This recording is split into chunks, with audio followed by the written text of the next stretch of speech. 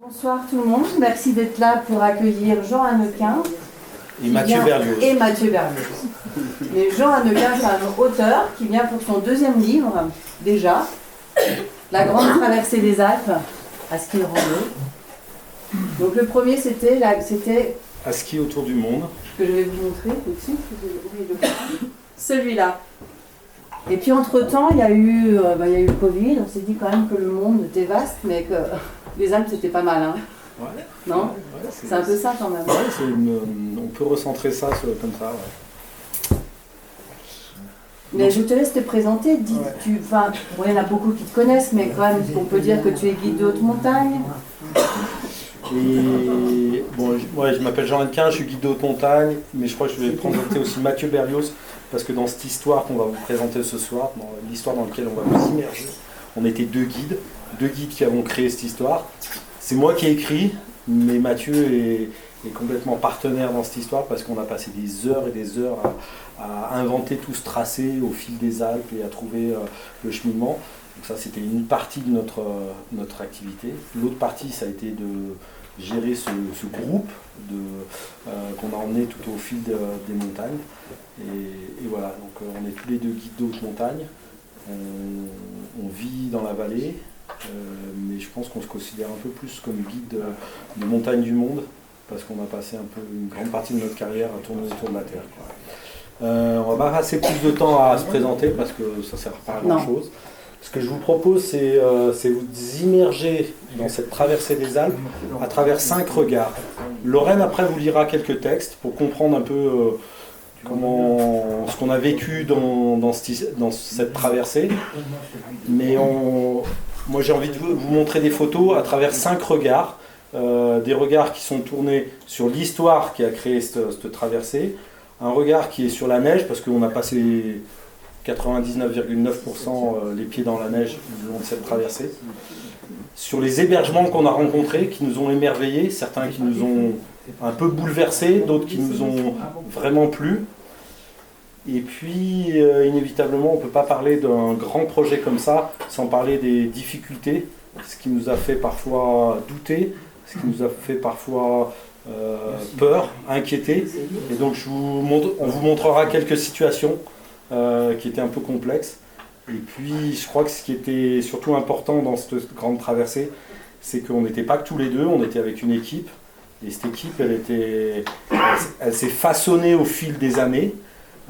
Pour resituer l'histoire du projet, c'est quand même un projet qui ne s'est pas déroulé sur une saison. Il y a des gens qui font la traversée des Alpes en une saison, qui mettent à peu près une centaine de journées pour faire la traversée des Alpes.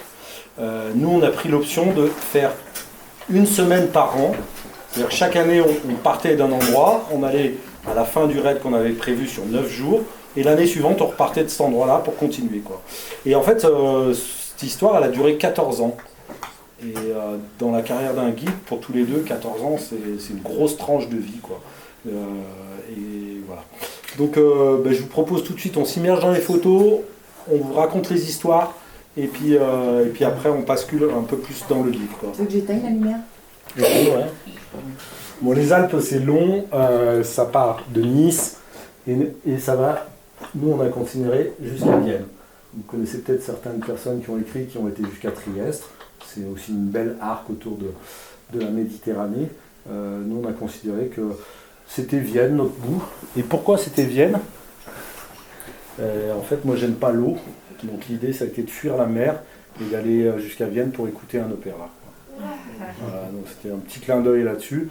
Et en plus dans ça, vous découvrirez, si vous lisez le livre, une belle personne qui faisait partie de l'équipe, qui s'appelle Jim, et qui est un passionné de musique, et qui nous a, tout au long de la traversée, parlé de ce qu'on pourrait écouter à Vienne, quoi. Plonger dans l'histoire de cette traversée des Alpes, on ne peut pas le faire sans parler d'une personne qui est quand même assez incroyable, c'est Léon Zwingenstein. Je ne suis pas sûr que certains le connaissent dans la salle, et c'est quand même quelqu'un qui m'a marqué quand j'ai lu son livre, qui s'appelle Le Cheminot des Alpes, et qui est dans les années 30. Lui, il est parti de Grenoble, il était descendu à Nice en ski, et puis il est reparti, il a été jusqu'en Autriche à ski. Et en fait, pourquoi je raconte cette histoire, c'est que cette traversée des Alpes, elle n'est pas qu'associée au ski. Elle est pas faite que, on l'a pas faite que pour faire des sommets. On l'a faite. En fait, c'est pas qu'on l'a faite, c'est qu'au fil du temps, où on passait dans des vallées ou des villages, on s'est aperçu qu'il y avait des histoires complètement improbables et incroyables, et que inévitablement, quand on a commencé à se dire, bah oui, c'est la traversée des Alpes qu'on va faire, on s'est intéressé à se dire qui l'avait déjà faite. Alors bien sûr, on est tombé sur le récit de Walter Bonatti, qui est incroyable. Après, plus récemment, la belle histoire de Jean-René Minelli, qui lui l'a fait dans l'autre sens. Et puis on s'est intéressé à eux parce que qu'est-ce qu'ils avaient fait, par où ils étaient passés, pourquoi ils faisaient ça. Et inévitablement, à un moment donné, on arrive vers qui sont les premiers qui ont fait cette traversée. Et Léon Wittgenstein, il a fait un truc assez incroyable, quoi. Et puis pour la petite anecdote, quand lui, il est reparti de Nice et qu'il est remonté et qu'il est arrivé au col du Mont-Genève, donc encore en France, à la frontière italo-française, il a rencontré un guide suisse, un lieu un peu improbable, parce que c'est les années 30, qui lui a dit « Oula, mais tu es tout seul là sur la traversée, oula, mais la première crevasse en Suisse, elle sera pour toi, quoi. » Ça donnait un peu le ton de ce que pouvait être l'accueil en Suisse, quoi. T'exagères.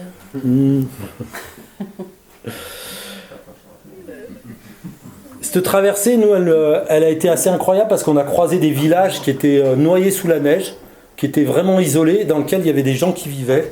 Et ça nous a marqué parce qu'on s'est dit, en fait, dans ce monde dans lequel on vit à l'heure actuelle, qui est hyper connecté et autres, il y a encore des gens qui vivent au cœur des Alpes, comme je dirais, dans des villages, dans des pays très lointains, quoi. Et ça nous a particulièrement marqué, quoi. L'autre chose qui nous a marqué, c'est quand on a quitté la France, on est rentré en Suisse, on a chevauché un peu la frontière Suisse-Italie, le long du Valais, et puis on est rentré dans les Grisons. Et là, on rentre dans la Suisse centrale, où tout le monde parle un dialecte qui est le romanche, qui est un dialecte un peu compliqué. Et en regardant les cartes, il y a quelque chose qui nous marquait, c'est qu'on s'apercevait que les sommets, ils n'avaient vraiment pas du tout une connotation avec des noms, connotation allemande. Ça ne se finissait pas par des horns ou des SCH, W, EI, et ainsi de suite. Et c'était plutôt SCA, Shamana, Tuoy. Et moi, je me suis dit, mais c'est quoi cette histoire dans ces sommets? Pourquoi ça s'appelle comme ça? Et en cherchant, en rentrant après le raid à ski, on a cherché pourquoi ces sommets s'appelaient ça. Et en fait, on s'est aperçu qu'il y avait des Espagnols qui étaient venus pendant la guerre des 30 ans, au XVe siècle, et qui a défendu les Grisons. Et qu'en remerciement envers ces Espagnols, ils ont nommé certains sommets avec des noms espagnols, quoi. Donc voilà, c'était un petit regard qui était assez intéressant de voir le long de cette traversée des Alpes. Une cérémonie aussi dans un village où les enfants fêtent l'arrivée du printemps, tous déguisés en bleu et en rouge avec des cloches. Et puis là, on passe sur un endroit où il y a... Alors, est-ce que c'est un mythe ou une légende? On ne sait pas trop. En fait, l'un s'associe à l'autre. La légende, c'est lié à l'histoire. Le mythe est souvent associé à quelque chose de culturel et voire religieux. On bascule sur ce col et sur nos cartes, il y a marqué c'est un glacier. Et en fait, il n'y a plus de glacier là où on est. Et en lisant un peu l'histoire de cette région, on s'aperçoit qu'il y a une légende qui dit que à cet endroit-là, c'était des alpages avec des bergers qui élevaient des porcins et qui se moquaient des paysans qui travaillaient dur dans le bas de la vallée parce que l'élevage de leurs porcins en alpage, ça fonctionnait bien et ils pouvaient passer leur temps à se faire dorer le ventre au soleil, quoi. Et que Dieu, la légende dit que Dieu, étant un peu vexé de cette situation, leur a envoyé un ange et que l'ange, le premier ange est arrivé dans ce lieu et a dit alors en fait il s'est présenté comme une pauvre personne et en réclamant de la nourriture auprès de ses bergers, les bergers les ont envoyés, le deuxième ange pareil, le troisième ange pareil, et Dieu s'est vexé et a fait un énorme bouleversement de la terre sur place et il y a un glacier qui s'est formé après, quoi. Ça c'est la légende. Et alors ce qui est rigolo, c'est qu'à l'heure actuelle la légende, le glacier n'existe plus, donc peut se demander si les gens qui habitent localement sont réconciliés avec Dieu. C'est où en fait? Alors ça, on est au cœur des Grisons, on est vers le refuge Kesch. Les Grisons, c'est vers Davos. On est entre la Bernina et c'est vraiment le cœur de la Suisse centrale. On est presque encore une étape et on arrive en Autriche, quoi.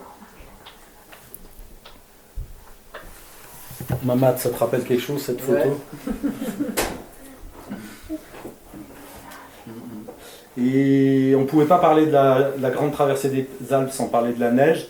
La neige, elle a été très belle. On a fait des très très belles journées. Et puis il y a des journées, on a fait des journées plus compliquées. Alors c'est vrai que cette photo, elle est jolie. On est au cœur de l'Autriche. Et puis là, on est parti sur l'étape peut-être la plus longue qu'on ait vécue dans cette traversée des Alpes. On a dû partir à 6h du matin le matin et on est arrivé à 21h le soir. On avait fait 32 km et 3200 mètres de dénivelé positif. Et puis on traçait dans de la grosse neige. Enfin, c'est surtout Mamad qui traçait. Parce que moi je suis derrière, c'est moi qui fais la photo. donc j'ai juste à suivre, quoi. Ce qui était marrant ce jour-là, c'est que on traçait vraiment, on avait vraiment de la neige à mi-cuisse. Donc en fait, vu que les clients on les connaît bien, on met un timer. Et puis chacun passe devant à tour de rôle pour se fatiguer tous un peu, quoi.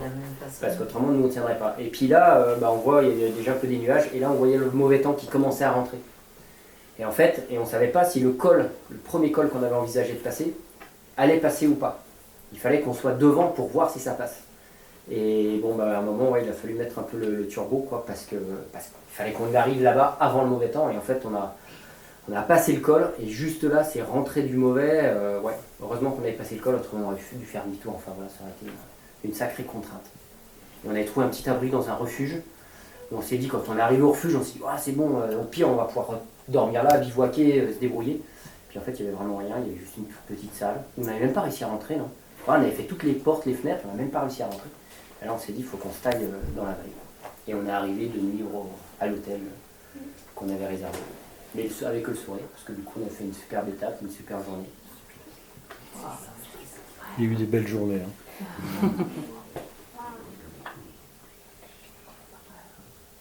Mais il n'y a pas eu que de la poudre. La neige, c'est quand même ce qui nous porte tout au long et celle qui nous exalte, celle qui nous fait ravir.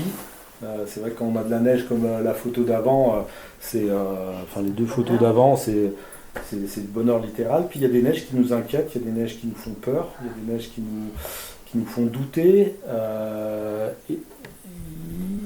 On n'a aucune étape où on a vraiment renoncé, aucune étape où on a été obligé d'annuler. C'est assez extraordinaire et chanceux.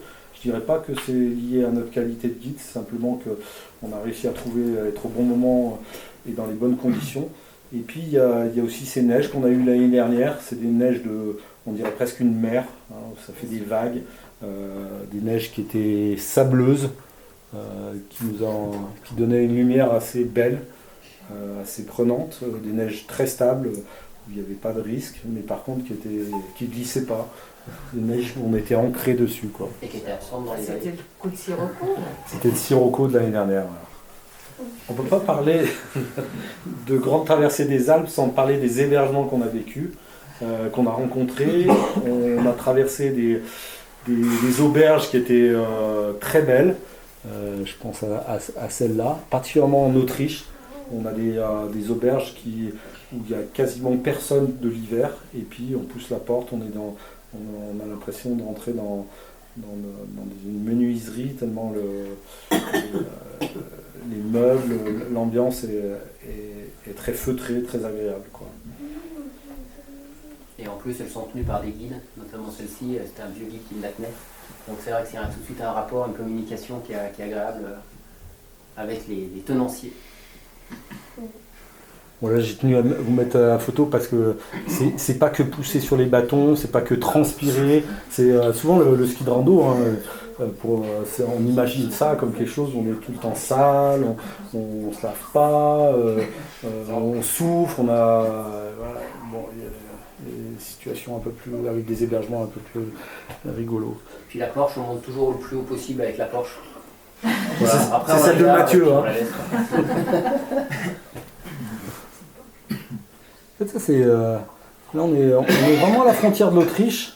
Et c'est vrai que ces villages, et, toutes ces sortes de graffitis anciens sur les murs, ça a été vraiment très beau. Et c'est vrai que parcourir toute l'arc alpin en partant de Nice, où on est vraiment dans une architecture des Alpes du Sud, avec les mélèzes, cette ambiance-là, et puis on va chevaucher au fil des vallées et traverser ces villages et voir l'architecture qui se modifie, et voir même une architecture des fois assez surprenante, parce qu'on se retrouve avec des clochers, avec des coupoles, presque comme des mosquées turques, et bah, c'est beau. Puis après, en rentrant, on se dit mais pourquoi il y a ça? Et c'est vrai que s'interpeller pourquoi il y avait cette architecture dans ces vallées, c'était assez intéressant, quoi. Il y a eu des pièges dans cette traversée. Il y a eu des situations cocasses. L'une, ça a été... il y en a eu plein, en fait. Il faudra les lire dans le livre. On a, je dirais pas une à chaque étape. Hein. Une étape, c'est un raid. Il n'y en a pas eu, mais presque quasiment une à chaque étape. Là, on est autour du Viso. On a des refuges non gardés, et dans lesquels on a transporté notre nourriture. On n'en avait pas beaucoup, donc on s'est rationné. Et puis on finit le tour du Viso et on passe dans un refuge à midi qui est gardé et qui va nous faire à manger à midi, et qui nous dit non mais vous n'allez pas tout simplement descendre du refuge l'après-midi pour rejoindre le bas de la vallée, profitez-en, passez côté italien, et puis vous rejoindrez la vallée où vous avez prévu de finir en repassant un dernier col. Puis on va se perdre, on va se tromper de col, et on va finir à point d'heure parce que Mamat il est très joueur. Il y a Rémi qui est aussi un participant qui est très joueur. Puis comme eux ils sont joueurs, ben moi je les ai suivis. Et puis en fait on suivait un fond de vallée, on a passé un col, on a suivi un fond de vallée. Et le gardien qui nous avait indiqué cet itinéraire nous a dit bah, vous descendez dans le fond de la vallée, et puis au premier chalet, vous remontez sur le col qui est à gauche. Et en fait, en arrivant dans le fond de la vallée, il y avait des pistes de ski de fond, et tout le monde est parti à fond les manettes avec nos skis de rando, mais en mode ski de fond. Et puis on est passé à côté du chalet, on l'a pas vu. Puis arrivé au bout, on s'est dit ah bah c'est bien à gauche, c'est bien à gauche. Et voilà, et les heures ont tourné, et on s'est retrouvés de nuit pendus dans des pentes. Et on a fini par arriver à ce fameux gîte de la Monta. Qui fermait 2 jours après, et du coup on lui a vidé ses stocks. À chaque fois qu'elle revenait, vous avez encore faim. On fait, ouais, fais des pâtes. Ok, elle faisait un gros plat de pâtes. On le finissait. Putain, on a encore faim là. Bon, bah je finis le riz. Elle a tout fini. Elle a tout mangé. Un des deuxièmes pièges sur lequel là on a renoncé, on a été obligé de faire le tour de la montagne par un autre endroit. Ça a été en Autriche, et on espérait faire le tour d'un sommet qui s'appelle le Grand Pilastro. Et voilà. Et en fait, on se rend bien compte que c'est Mathieu. On va remonter cette gorge, et puis elle est très très belle, Et puis, voilà, on se retrouve face à une cascade de glace. On n'a pas vraiment le matériel, ni vu le nombre qu'on est. Et puis il ne faut pas qu'on reste trop longtemps dans cette gorge, parce qu'on se rend bien compte que vous voyez toutes les coulées qu'il y a là, et dès que ça va chauffer, on va se retrouver dans une souricière. On avait pris l'option de passer dans la gorge justement pour éviter ces grandes pentes, en se disant que la neige elle n'est pas suffisamment stable pour qu'on passe dans ces grandes pentes. La seule option c'est de passer dans la gorge hyper tôt, avant que ça chauffe et avant que ça coule, quoi.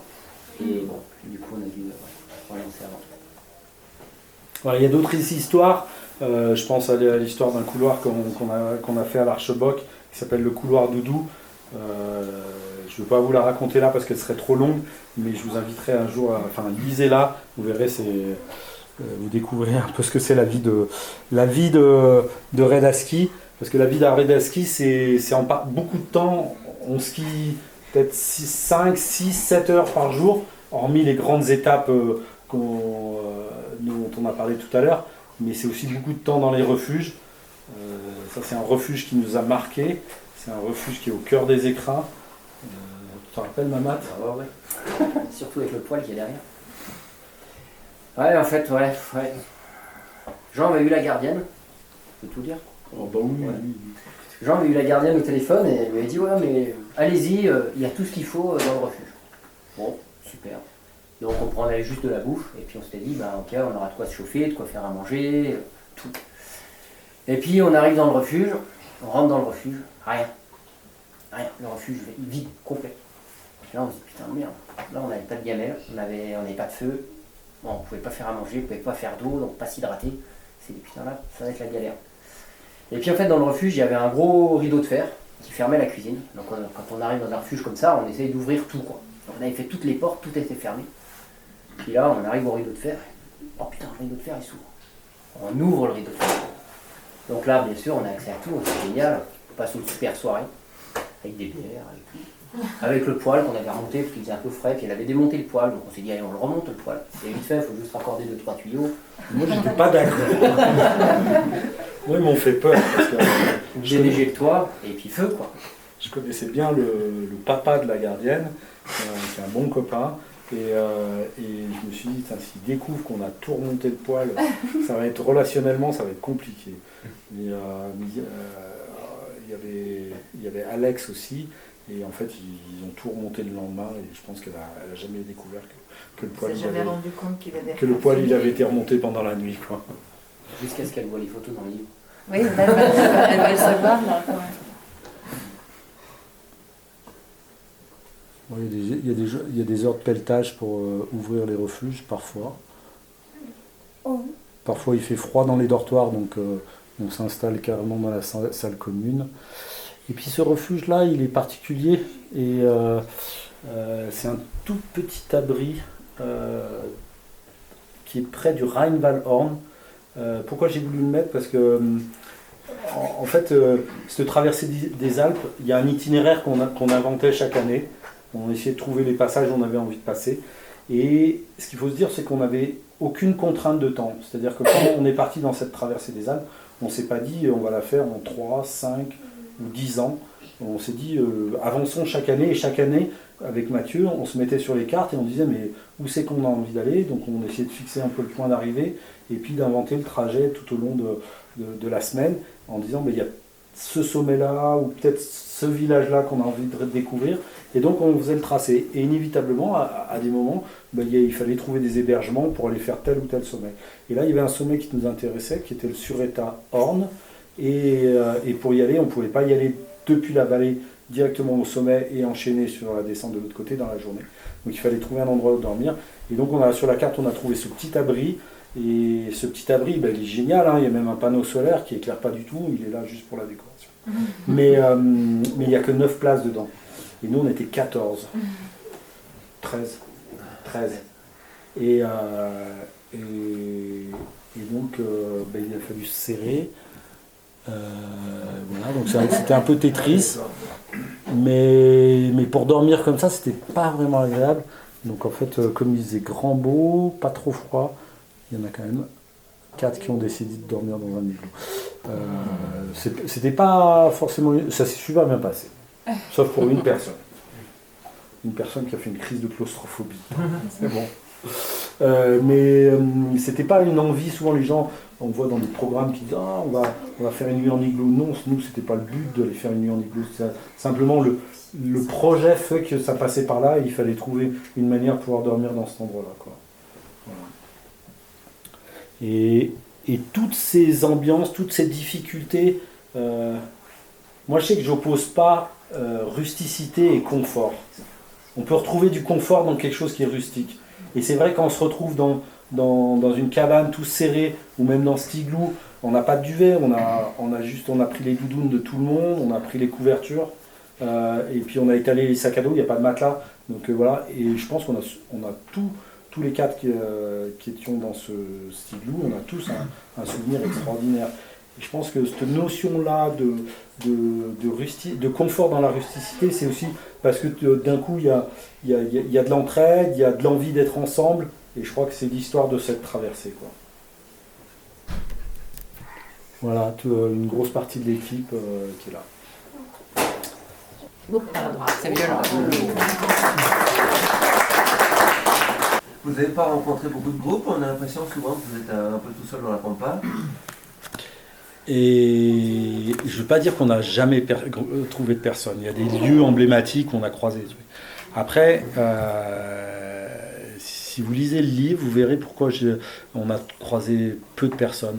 En fait, il y a eu un choix avec Mathieu. À des moments donnés, on s'est dit, nous, ce qu'on aime, c'est la montagne sauvage, c'est la montagne où on n'est pas tous empilés les uns sur les autres dans les refuges. Et donc, on a fait le choix délibéré, à des moments donnés, de partir hors saison d'ouverture des refuges. Je pense en particulier sur un endroit qui est très fréquenté, c'est ce qui est le Chamonix-Zermatt, où on passait inévitablement sur des glaciers, sur des refuges qui sont très fréquentés au printemps. Et on a fait le choix d'y aller au mois de février, où il n'y avait personne, quoi. Et puis après, les Alpes, c'est pas une seule chaîne de montagnes. Je pense que si on lit l'histoire de ceux qui ont fait la traversée des Alpes, il y a plein d'itinéraires différents. Et en fait, en fonction de là où tu choisis, là où tu penses passer sur tel ou tel sommet, tu peux être dans quelque chose de très fréquenté ou pas du tout, quoi. Je vais dire juste un petit peu au début, parce que tu t'es présenté succinctement, mais l'équipe est un peu faite de briques et de broc pour ce raid. Loïc et ses copains nous accompagnent jusqu'à Isola 2000, Olivier nous rejoint au gîte de Boréon et termine le raid avec Virginie et moi. Une drôle d'équipe qui apprend à se connaître, mais qui fonctionne. Mon père est aussi de la partie. Je n'ose pas le lui dire, car nous parlons peu, mais je suis super content qu'il soit là. C'est lui qui m'a tout appris sur la montagne.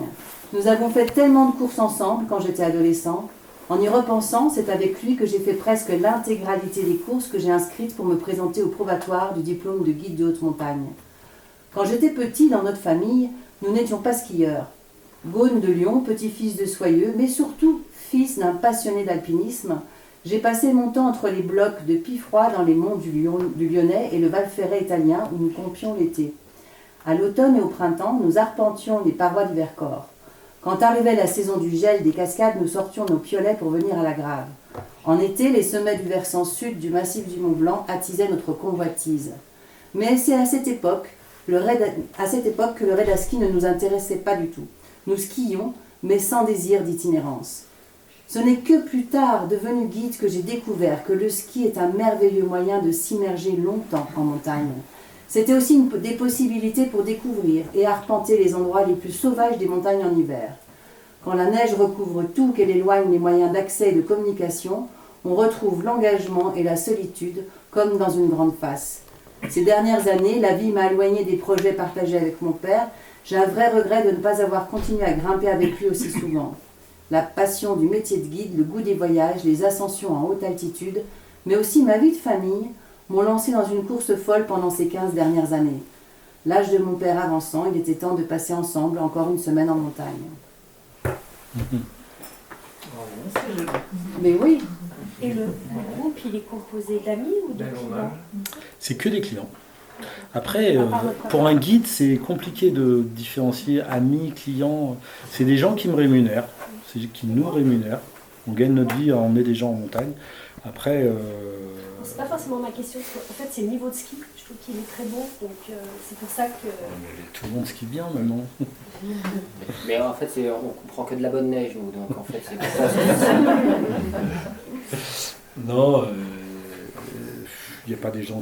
je pense qu'il faut aimer être en montagne, c'est clair qu'il faut avoir une forme physique. Après le niveau de ski, on n'a pas forcément... On a des gens qui ne sont pas des grands skieurs dans l'équipe, par exemple. Des bêtes comme ça. Ouais. Non, il y a quand même une performance dans le... Mais par contre, physiquement... Physiquement. Enfin, excuse-moi. Non. Après, il y en a qui ont vachement progressé en fait. Vous imaginez, ça fait 14 ans qu'on est sur cette traversée. Donc c'est vrai qu'il y a des gens qui sont arrivés avec un certain niveau.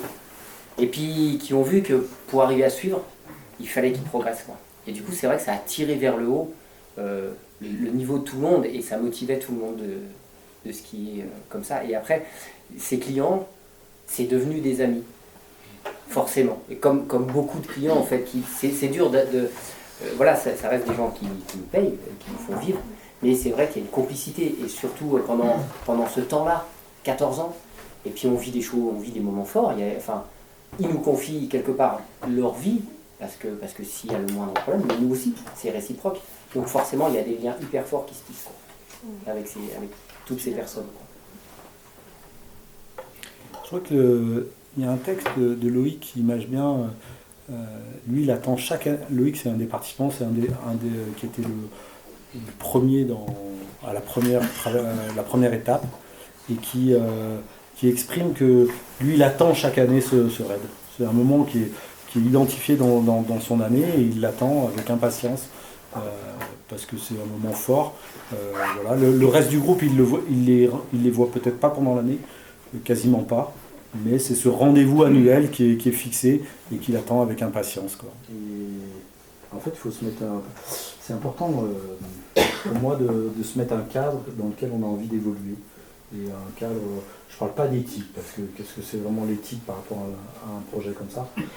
Mais par contre, le cadre, pour moi, il était important, c'est d'avoir une continuité. C'était pas forcément de picorer ce qu'il y a de meilleur à un moment donné, c'est-à-dire, voilà, on a posé du 8 au 15 mars, on va faire la traversée des Alpes, et on choisira là où c'est le meilleur. Non, c'était pas notre état d'esprit, c'est-à-dire, on a prévu de continuer et on avance et on subit les conditions comme elles sont à ce moment-là, quoi. Il y a eu des moments cocasses, hein. Moi je me rappelle quand justement on était sur cette traversée entre Chamonix et Zermatt. Enfin, c'était pas tout à fait Zermatt, parce qu'on est parti de Aoste et on a été jusqu'au Simplon. Et en fait, ils annonçaient gros mauvais temps. Et là j'ai appelé Yann Giesenbanner, qui est un météorologue de Chamonix, d'ailleurs qui a fait un livre chez Guérin, et qui m'a dit mais non, a priori tu vas être entre la confluence entre les deux perturbations, et la pression sera très très basse, mais en fait tu ne seras pas dans le gros mauvais temps, et ça a fonctionné. Et c'est vrai qu'on a réussi à se faufiler et à jouer avec la météo, mais on a toujours avancé déjà, et pas forcément en picorant. Ouais. Tu as suivi la ligne, ouais. Mais tu as fait des sommets par contre. Ouais, pas tous, il y a des sommets T'as pas fait que des cols de col en col. Non, quoi. non, ouais, C'était pas qu'une traversée, c'était aussi un peu sur les cimes. En fait, on est vraiment là, durant tous les mini-raids, tous les raids, le but c'est de se faire plaisir. Donc oui, c'est d'enchaîner des sommets, c'est de se faire des bonnes descentes. Il y a des descentes, on arrive en bas, comme là la photo que vous avez vue tout à l'heure. Là, on se regarde, on y retourne. Ouais, ok, on allège les sacs et on remonte. Et on refait la descente, parce qu'on est là pour skier, on est là pour se faire plaisir, quoi.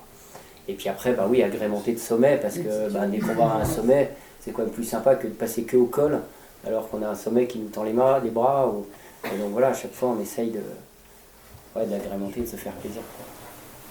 Et c'est vrai qu'on a eu la chance de pouvoir tout enchaîner aussi, parce que tout le temps, les conditions ont été là et nous ont permis de repartir de là où on s'était arrêté, quoi. Donc à chaque fois, on s'arrête à un endroit, et le but, c'est l'année d'après, on se retrouve dans la même auberge, dans le même hôtel que là où on s'est arrêté. Et puis on repart le matin tous ensemble, quoi. Et puis Jean, il est tellement généreux qu'il laisse écrire, je veux dire, c'est tes clients amis maintenant, enfin je sais plus comment tu dis, tes compagnons de route. Ouais, c'est bien. Hein? Donc il y en a pas mal qui ont écrit des petits textes dans le bouquin, et là je vais vous le lire. Donc Nathalie Martinez. Donc, montagne, itinérance, engagement, groupe, aventure. En 5 mots, le décor est posé pour ma première immersion, mon intronisation, devrais-je dire, au sein de la GTA, donc la Grande Traversée des Alpes. Pour cette première, j'ai une inconnue, le groupe. Par les hasards de la vie, Loïc, que je connais juste un peu, me permet d'entrer dans ce cercle. Dis Loïc, tu fais un raid cet hiver ? Oui, je peux venir, bien sûr. Je crois qu'il reste de la place, je t'envoie le lien. Qu'est-ce que ça veut dire ? J'ai l'habitude depuis une vingtaine d'années de partir avec des copains. On ne parle ni de place ni de lien. Ok, clic, lien, site de Jean Hannequin. J'envoie un mail poli, j'ai un coup de fil en retour. Une belle voix grave. Jean se renseigne sur mes courses. Aïe, je mémorise mal les noms des lieux, ça ne fait pas sérieux, mais le courant passe. Je viens. Une matinée suisse, fraîche et ensoleillée. Bonjour timide. J'observe des sourires, des yeux rieurs, des teints qui vont brunir. Ils se connaissent tous et se retrouvent. La GTA, elle les soude depuis une dizaine d'années. Le lendemain matin, premier départ, ski au pied. Il pluie, neige. Tous ont leur veste Gore-Tex. J'ai mis ma petite doudoune. Virginie, étonnée, se tourne vers moi. Tu mets ta doudoune ? Étonnée par la question, je réponds sous le sceau de l'évidence. Ben oui, et garde en suspension dans ma tête des points d'interrogation muets. Pas pour longtemps. Quelques pas glissés, puis j'entends. Pourquoi tu mets ta doudoune? Bah, on a tous des Gore-Tex, tu mets ta Gore-Tex. Non mais ça va, non mais ça va pas. Ce soir, refuge non gardé, tu vas être mouillé, ça va pas sécher. Tout le monde met sa Gore-Tex, tu mets ta Gore-Tex. La voix grave de Jean s'est muée en feulement rauque. Tout doux, bijou, je vais la mettre, ma Gore-Tex. Élan général stoppé par Père Dieu braqué sur moi et grommellement intérieur. La semaine risque d'être longue avec le guidos sur mes talons. En fait, je signe là mon entrée dans le groupe. Avant, je sortais avec des copains avertis, on était vigilants, on se tirait la bourre, on était libre, mais empêtrés parfois dans les enjeux d'amitié, d'amour ou d'ego qui affectaient le lead. Là, je sors avec un guide et le contrat est clair. Il nous oriente, nous stimule, nous enseigne, nous fait progresser. Nous sommes une dizaine de personnes sous sa responsabilité professionnelle. L'amitié, quand elle se déploie, vient dans un second temps. Il est aux aguets tout le temps, toujours un œil sur la montagne, la neige, le ciel, le groupe, lui et chacun d'entre nous. Il veille à l'homogénéité du groupe, à notre mobilisation dans l'effort. Il nous fait faire corps. Le groupe de la GTA, une façon d'être ensemble que j'apprends à déchiffrer et que j'adopte. Elle se traduit de multiples manières. Nous équiper ressemble à une chorégraphie bien huilée. Chacun est attentif à l'autre en cas de passage dur. Les tâches se répartissent naturellement à l'arrivée au refuge. Nous progressons physiquement, techniquement, humainement. De nouveaux champs de liberté s'ouvrent à nous. Dans cette magnifique nature d'altitude rendue à notre animalité, on se renifle, on grogne, on se congratule. Petit à petit, nous approvoisons. Oh là là, je sais plus lire. Nous nous rencontrons chaque année. J'approfondis un peu plus ma relation avec le groupe et j'accueille ce que l'on vit ensemble.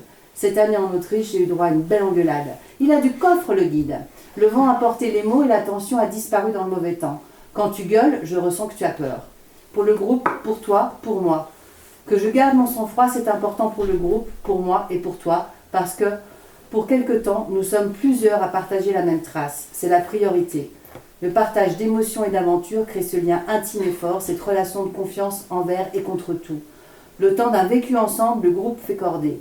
Puis à la fin, émus, nous nous détachons les uns des autres par une embrassade pudique et profonde, et nous nous disons que nous nous aimons. Ce qui est vécu là-haut nous rend meilleurs et encore plus beaux. Et ouais, Nathalie, elle a écrit ce texte qu'au début j'ai refusé. Je trouvais qu'il était trop dur. Pas sympa pour toi, c'est ça?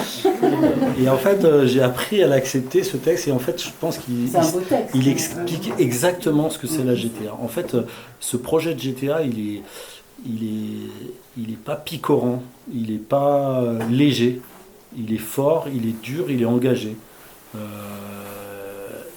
Surtout si on veut arriver au bout de ce qu'on s'est fixé. Et c'est vrai que moi je rentre dans un mode hyper intransigeant et je rassemble tout ce qui est possible pour que ça réussisse. Et je crois fortement que dans un projet qui est engagé, il faut qu'il y ait un leader qui n'hésite pas à trancher fortement, quoi.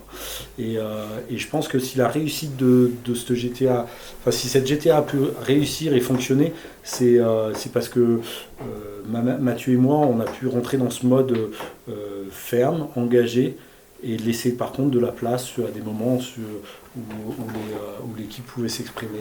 Et voilà, quand Nathalie a écrit ce texte, j'ai eu du mal à le comprendre, mais finalement il explique vraiment ce que c'est l'esprit de la GTA, quoi. On comprend aussi à travers ce texte que pour vous deux, c'était quand même une sacrée responsabilité aussi. Enfin, eux, ils étaient là à se faire guider, mais vous étiez là pour bosser, quoi. Ouais, alors c'est vrai que bosser, il y a plein d'endroits où on aurait pu simplement renoncer, se dire, ben voilà, la montagne, elle est pas obligatoire. C'est vrai qu'il y a des endroits où on aurait pu simplement renoncer, se dire, on met plus de légèreté, on met moins d'engagement.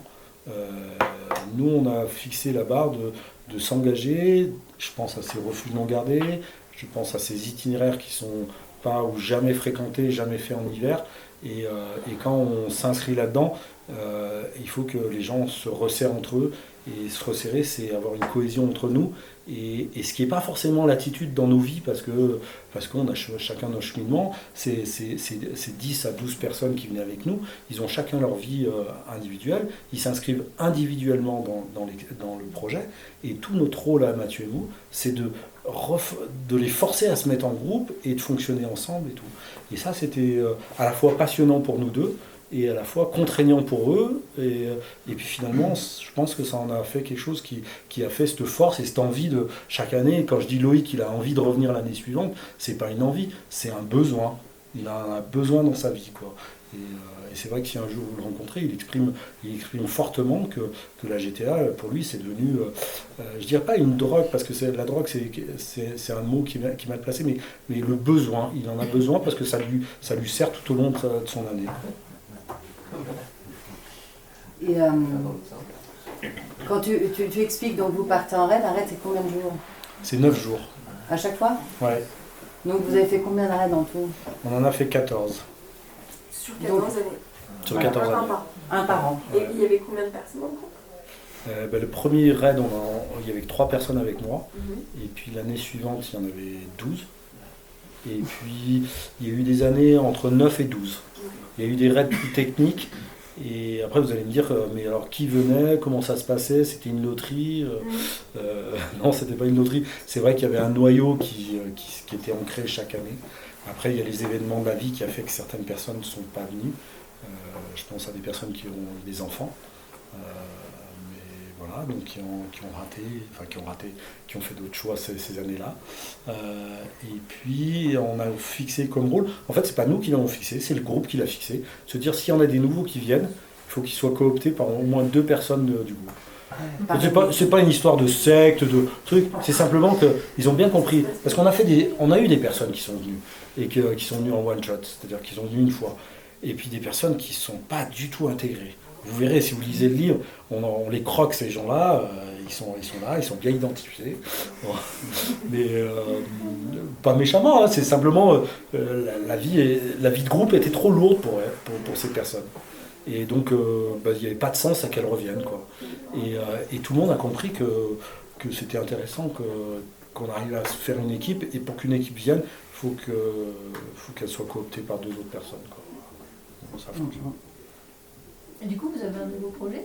Parce que 14 ans d'affilée qui s'arrête comme ça. Je t'invite à lire le livre. Tu découvriras la suite du projet. Non, c'est dur. Mais oui, des projets, on en a plein. En tout cas, tous les deux, la continuité est quelque chose qui nous qu'on trouve passionnant. Parce que avoir des gens qui viennent faire ci ou faire ça, moi j'ai souvent dit avoir ou être, c'est quelque chose qui est de mon appart dans la montagne. J'ai fait ça. Non, j'ai été avec telle ou telle personne, c'est quand même plus passionnant. Et c'est vrai que être, c'est créer de la continuité, c'est s'inscrire sur des années, et c'est cette notion de traverser des Alpes, traverser un massif, faire le tour d'un massif, ou ainsi de suite, des histoires, on peut en inventer plein. Donc oui, des projets, on en a plein, ouais.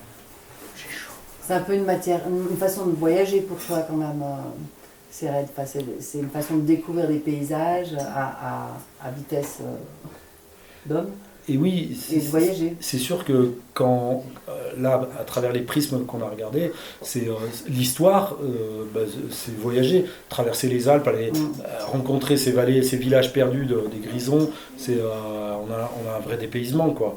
Alors c'est peut-être pas aussi fort que se retrouver dans des villages perdus d'Iran ou autre, quoi.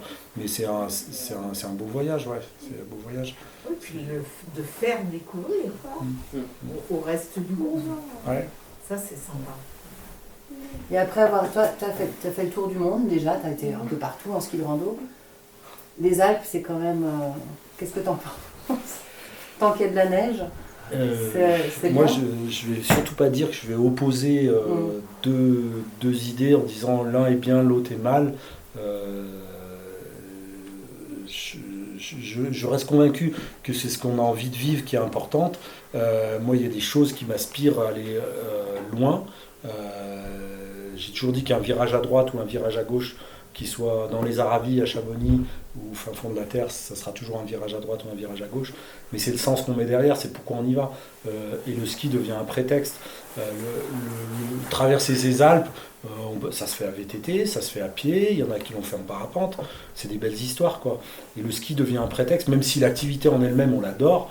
On adore skier, on adore les belles neiges. On souffre quand les neiges, comme l'année dernière, elles sont des crêpes de coq, elles sont dures. Mais même souffrir, c'est vivre, c'est intéressant. Après, pourquoi j'ai envie encore d'aller découvrir des regards lointains sur les skis, c'est parce qu'il y a des gens qui habitent dans des montagnes lointaines qui m'attirent à les rencontrer, quoi. Voilà. Donc après, les Alpes, lointains, j'ai pas forcément... Mais il y a encore dans les Alpes, comme tu as trouvé par exemple en Iran, je ne sais plus dans quelle région, des villages en fait habités en hiver, mais avec des routes impraticables et des gens qui ne sortent pas de leur village. Il y a ça dans les Alpes encore ou... Ouais, il y a quelques fermes qui sont habitées, il y a quelques vieux qui habitent là-haut, quoi. Dans les Grisons Oui, il y a plein d'endroits que vous découvrirez au fil du livre, de lieux qui sont assez improbables. Pas forcément des villages qui sont coupés du monde, hein. Je pense au petit village de Canal. Canal, c'est un village assez extraordinaire. Il a aussi une histoire fabuleuse, ce village, hein. Avec ce torrent qui a débordé, qui a ravagé, qui a coupé le village en deux, et puis la légende qui raconte que la princesse du seigneur local qui est remontée, qui a rencontré le berger du village d'à côté, de la vallée derrière côté français, et puis qui sont redescendus et qu'ils ont balisé et qui ont créé, et toutes les pierres qu'ils ont ramenées à créer le pont de Canal, le fameux pont de Canal, quoi. Mais ce petit village, il est seulement extraordinaire. Il est encore accessible l'hiver en voiture, quoi. Mais c'est vrai qu'il y a peu de gens qui y vont, surtout au cœur de l'hiver. Plus on avance dans le printemps, plus il y a des gens qui vont. Voilà. Et des lieux comme ça, il y en a pas mal, hein, tout au long des Alpes, quoi. Est-ce que vous avez des questions? La musique, du coup, Vienne. Vienne. Ça m'intéresse. Alors, Bah oui. vous connaissez? Non. Bah, ça m'intéresse en plus cette idée d'avoir mis comme objectif une soirée à Vienne. Oui. Bon, l'idée que j'aime pas l'eau, elle est réelle. Vraiment? Après, oui, j'aime pas l'eau. Bon, Vous voilà. savez pas nager ou J'ai appris à nager à 28 ans.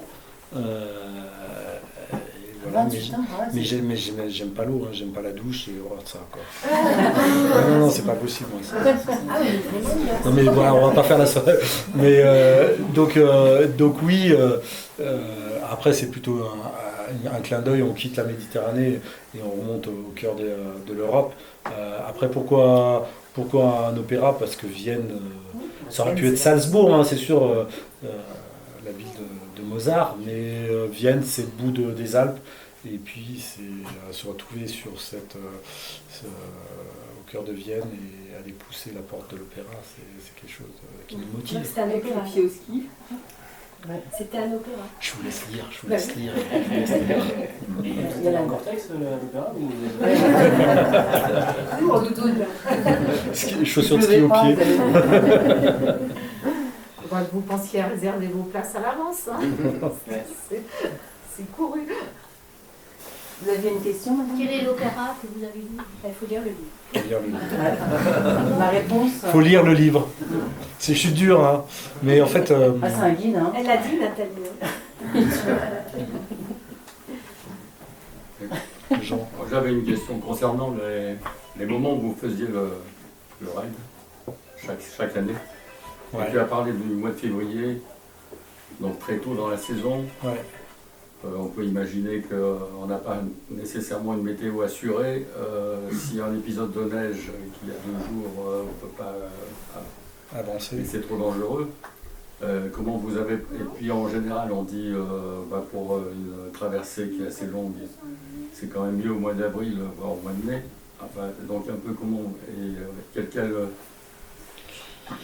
alors, j'ai entendu les appréciations dans votre métier. Comment vous avez pensé tout ça?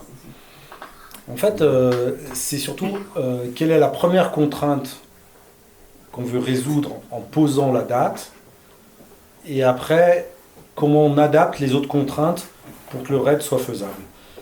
Par exemple, si la première des contraintes, c'est de vivre une montagne sauvage et d'avoir personne ou très peu de personnes, inévitablement on va positionner une date où il y a peu de monde en montagne, quoi. Et après en découle la gestion du risque, la gestion liée à la neige, quoi. Après, il y a quand même une donne qui bouleverse les choses ces dernières années. C'est que la règle dont tu parlais tout à l'heure, ce qui est de dire au printemps, la neige est plus stable et moins perturbante. En ce moment, ces 10 dernières années, on s'aperçoit que tout est bouleversé. On a des grands anticyclones janvier-février, où il fait grand beau, neige très stable, voire trop dure.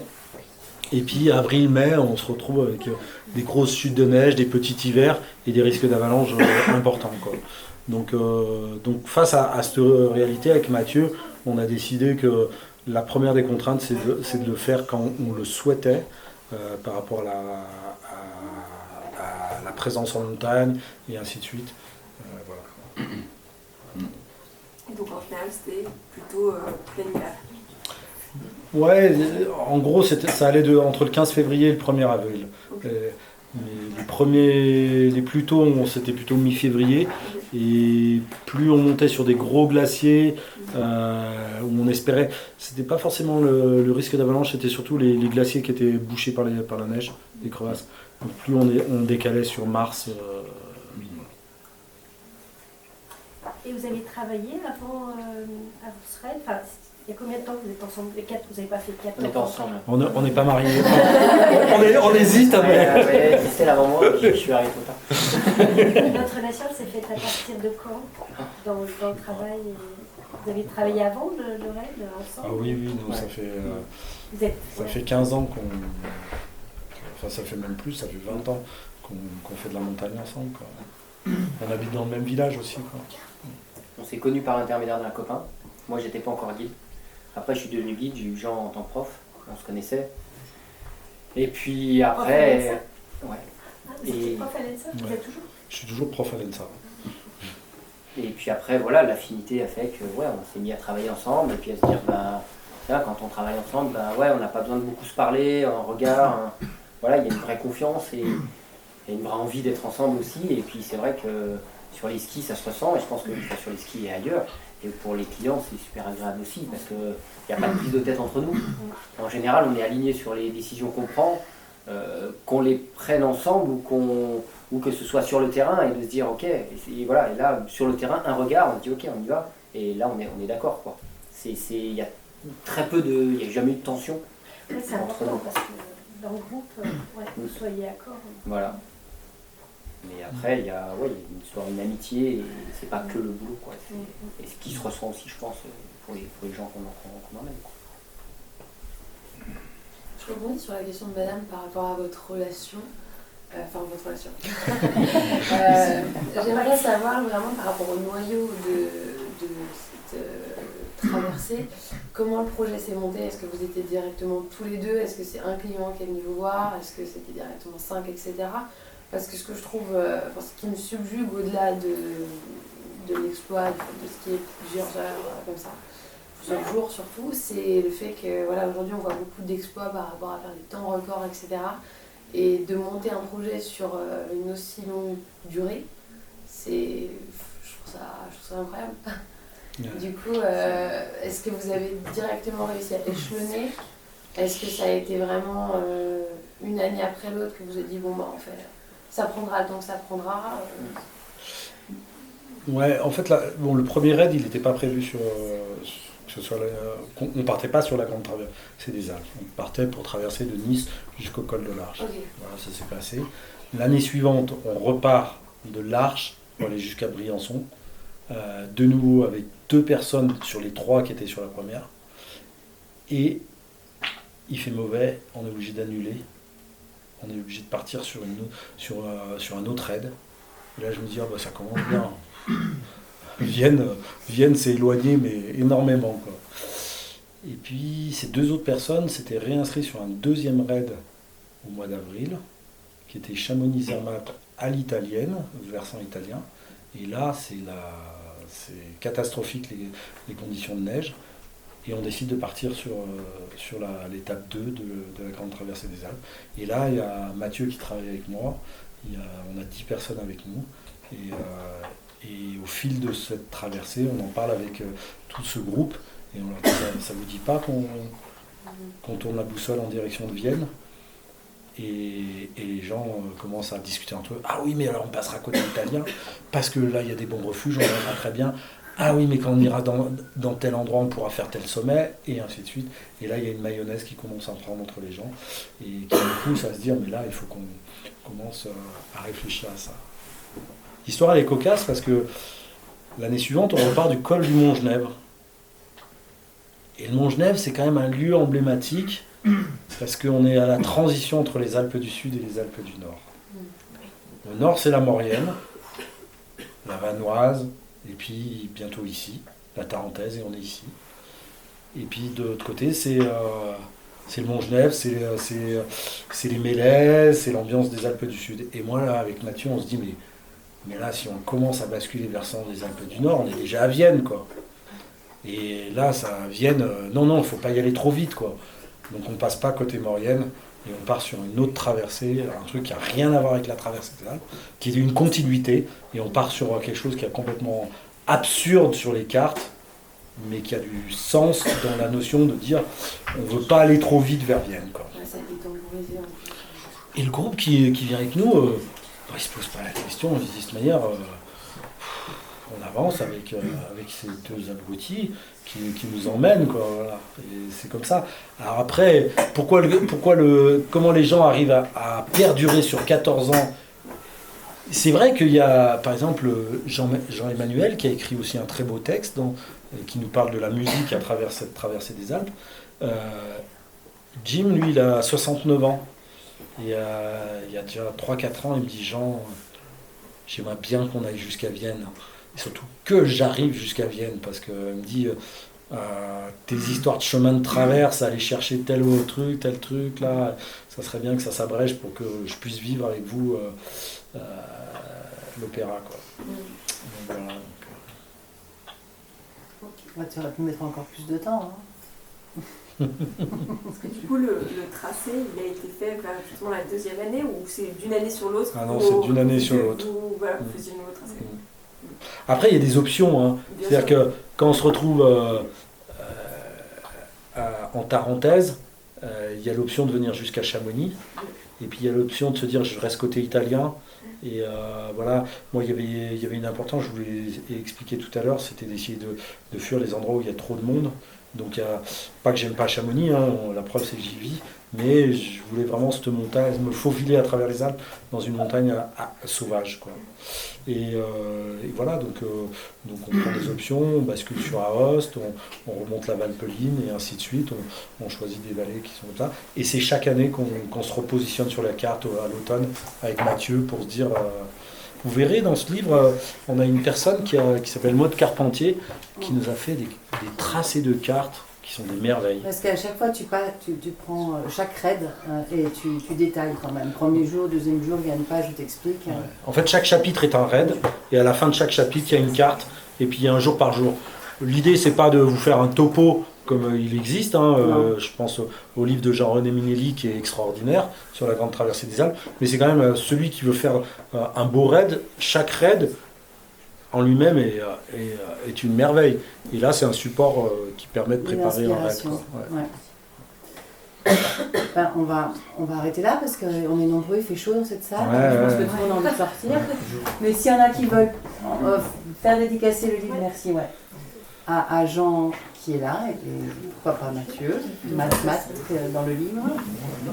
Et ben, merci beaucoup pour votre attention.